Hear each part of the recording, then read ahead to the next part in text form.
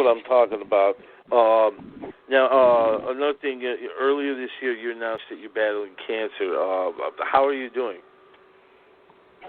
Man, I really am in and out of the VA hospital, West Valley VA, and I'm really addressing a lot of the issues of my cancer. I actually have cancer, and they took out my gallbladder and a piece of my liver, and when they did that, they actually made some cancer cells drop into my stomach and actually into my bile duct. So I'm actually going to have, I've had 4 surgeries, and I'm actually going to have this last big major surgery that I'm about to go through with the specialist, and I'm going to do it at one of the cancer treatment centers, probably City of Hope.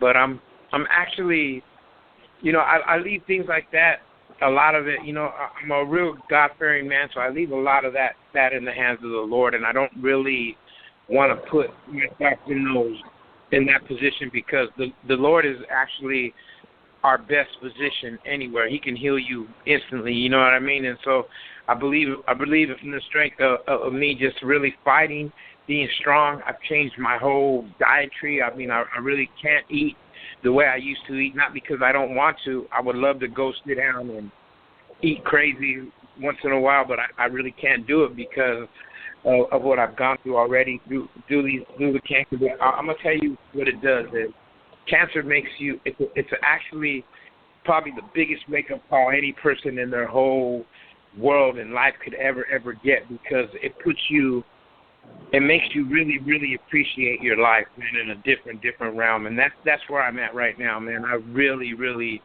appreciate my life, man, and what I've done.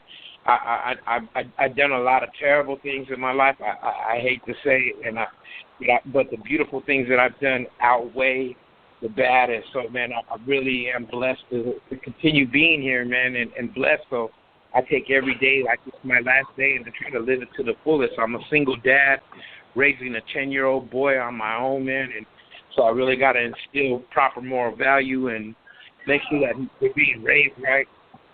And so that's really where I'm at, man. You could follow me on Instagram, OGKidFrost1, and actually see my daily, man. I think the social media and the way I use it is to give you glimpses and images of the things and the stuff that I'm actually going through in life, through the stuff at the hospital. I was going too in depth with the things with the hospital, and I didn't really want to do it. But if you hashtag Kid Frost Diabetes Awareness Foundation, then you can go on there, and I'm actually trying to build a foundation to bring awareness of this disease. That's actually where it started from, was actually all from the diabetes and stuff that I had went through. When they actually diagnosed me with these symptoms and took my gallbladder out, I think it was the catalyst for me to actually get the cancer. And that's where I'm at right now. It's N2.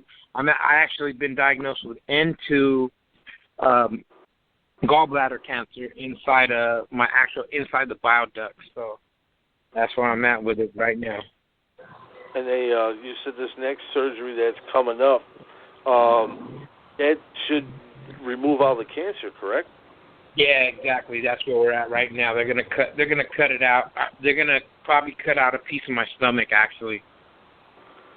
If you can keep it out of your,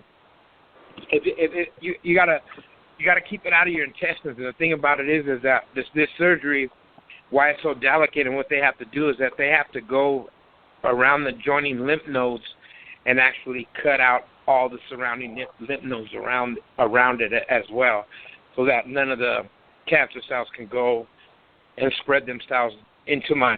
What I'm worried about is that it spreads into my esophagus and throat lining, and I won't be able to perform or rap no more. You know what I mean?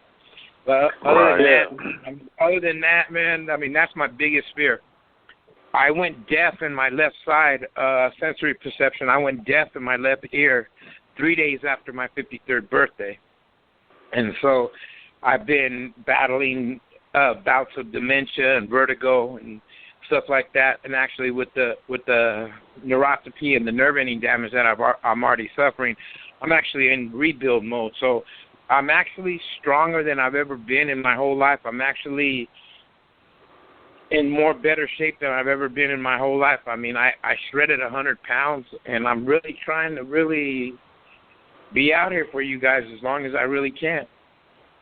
Man, that's what I'm talking about. That's the warrior stuff right there. My father, he's got stage 4 prostate cancer. He's been battling that since 2010, and I see what you guys go through, man. You guys are fucking warriors, and I salute you.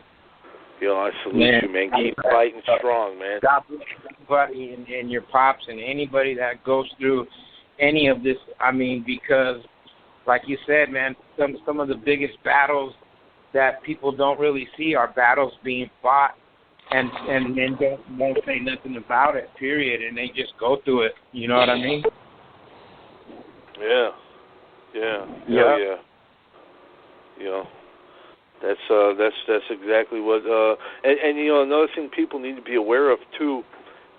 These cancer-causing chemicals nowadays, they're in just about everything. Matter of fact, your state, California, is the only state that puts cancer warning labels on everything, pretty much. Every other state doesn't have those warnings. You know what I'm saying? It needs to be everywhere. They need to. Well, first of all, they don't even need to be putting cancer-causing stuff in kids' belts. Like my daughter, she come to me one day and showed me she had a tag on the inside. It says, "This contains cancer-causing chemicals known to the state of California." Why are you putting that in a kid's belt, a child's belt? It's just fucking crazy to me. Yeah, you know? Exactly.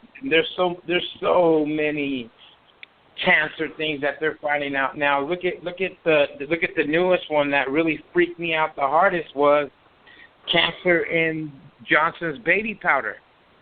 Yeah. And putting the baby powder on them, and they're getting the what you call it? They're putting the baby powder on them, and they're getting cervical cancer and cancer down there, man. And that's like, man. And then come to find out that Johnson already in some certain amount of time knew about that, but they're one of the 5 major families that run the whole United States. Yeah, they're one of the. You're talking they're Johnson, right, the Rothschilds and the Rockefellers. Yes, sir. Yes, sir. So how are you going to tell them on their payout of billions that they got to pay out for all these people that are getting cancer off of talcum powder, bro? What's next? Right. I mean, they're how gonna many say, babies was that used on over the last 2 centuries or more? You know what I mean? However long the shit's been around. I mean, millions upon millions. Everyone used it on their babies. I mean, come on. And you're telling us now that the shit causes cancer? It's just nuts, man. It is, bro. And it's like, man, the things that they're saying now. Cause I think, and this is just my theory, what I'm seeing from different hospitals that I've been walking into, from like Huntington Memorial to like the West Valley VA to like here, and what I'm seeing in these hospitals is a general protocol for everything that they do. But they tell you that everybody's cancer is unique, but it seems like the treatment for everybody's unique cancer is the same. So then our cancers really aren't as unique as they say they are. So it's like, man, you really got to go, and you got to be a doctor as well, man. You really got to take this. I've had diabetes now for 25 years. I've been dealing with it in the diabetes teaching classes.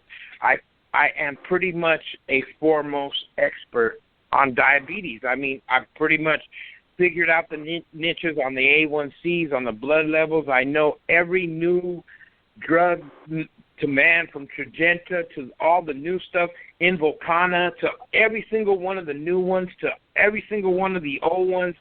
So, I mean, I'm on it, man. So it's like there's nothing that the doctors sit back and they scratch their heads because they're like, man, how do you know this? How do you know this? And I'm like, dude, this is my life. This is not your life. You're going to go back home to the country club and wherever you got going, man, with your blondie and your beautiful family and your life. But you got that life, bro. I said, this is my life. This is what I have.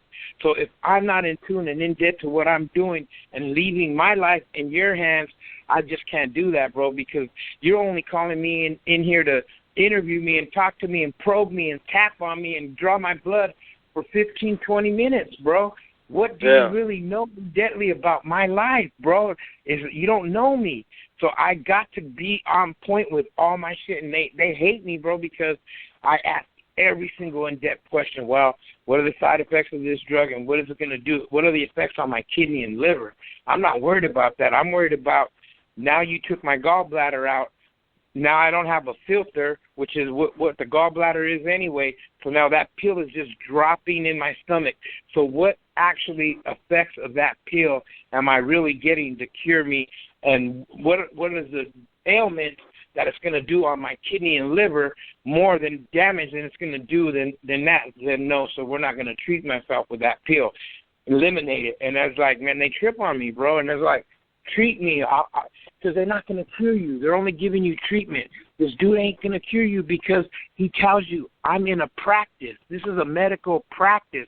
I am practicing medicine, which means I don't know what I'm really doing all the way because advancements of medicine are changing right now in this conversation that me and you had on this radio interview. Medicines are already changing by the second, bro. By the second. They don't know it. So they have to practice, and they go home after the day of their thing, and they're sitting there reading these logs, reading these journals from other doctors, reading these things where they treated so-and-so, so-and-so, so-and-so. Guess what? I got access to that same information, and I'm reading the same thing he's reading now. And so now you're 7 years of medical school that you took at Notre Dame 40 years ago don't really mean diddly squat to modern medicine, my brother. And I'm reading the same exact thing you're reading now. I'm getting the same thing you're getting now, and you're calling colleagues to get information about it now. You know what I mean? Because you don't know. You don't know, Doc. So don't come at us like, and that's where we're at with medicine, bro. I'm telling you, a lot of people that rely just on the doctors and the hospitals to take care of themselves without really, really going in debt with the medicines that they're really giving you. A couple of times I found out that they weren't even giving me the right medicine, bro, and I had to change things up around to get the right proper things to mix medicines that would give me the adequate amount of dose to take away nerve-ending damage pain, neuropathy. And that's where I was at, man. And we went through so many, from amitriptyline to, man, so many, duloxetine to Neurontin. I went through so many mind-altering pills, bro, that at one point in time in my life, with them trying to save my life during this era, I was taking up to 200 pills a week. And that was killing me. That was killing me, bro. I was in the bed. I was dying, and you guys weren't going to. By this time, I wouldn't even be here, bro. I'm telling you, I know I would have been dead. It was all the amass of the toxins in all those pills that they were giving me was actually killing me. And I stopped, bro. I stopped.